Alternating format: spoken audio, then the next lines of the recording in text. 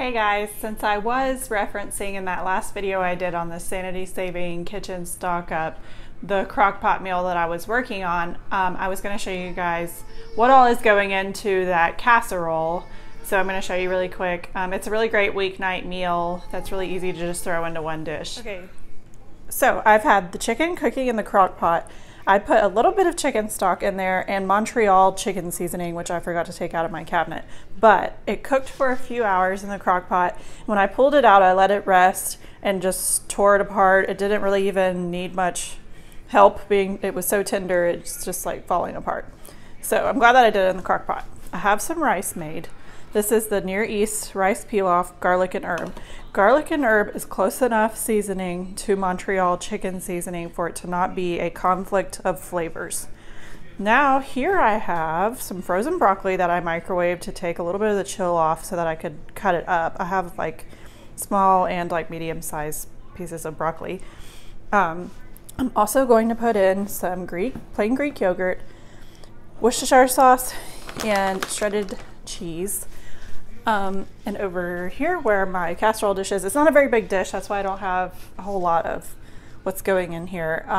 I poured the rest of the chicken stock that the chicken had cooked in. So I'm gonna put all of it in here, mix it up, and bake it at 375. Okay, I have all of the rice, chicken, and broccoli mixed in, about a cup of shredded cheese, and about 1/4 of a cup of the Greek yogurt. I'm going to add in our Worcestershire sauce. This is a few shakes. This is probably more than what other people would want. My husband just really likes it. And I meant to mention that I did fully cook the rice. I'm only baking it enough to melt the cheese and kind of blend everything together. It is optional to put the rice in raw with the appropriate amount of liquid that is on the box, and the baking time just goes up a lot higher when you do that. So I choose to cook it first and then just melt it. I've never had it come out very mushy or anything. I know some people don't want to cook it all the way before putting it in the oven. Sorry if I'm all over the place here. I've never done this angle before. Okay, so 375. I'm going to bake it with the lid on for about 10 minutes and then check on it. There is also the option of, after doing that, you could make a crumble topping out of either like crackers or breadcrumbs and some more cheese and some melted butter. I'm not going to do that because I don't have any crackers. I've got to go to the store and get those.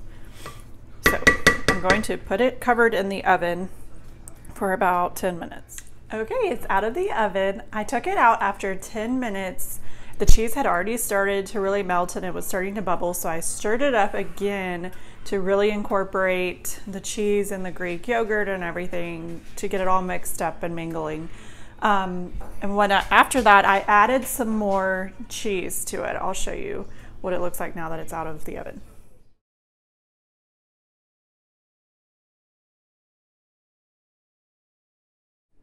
Okay, I have my plate and a biscuit that I made to go with it, and I'm ready to go for dinner. A fly just flew on there.